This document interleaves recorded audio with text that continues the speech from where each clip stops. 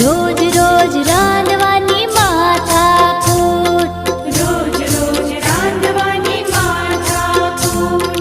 દાદા કહે દાળ ભાત, દાદા કહે દાળ ભાત, દાદી કહે ખીચડી કઢી, દાદી કહે ખીચડી કઢી.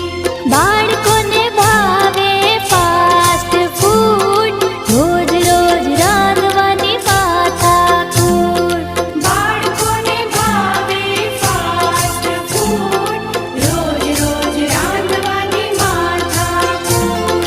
રોજ રોજ રાંધવાની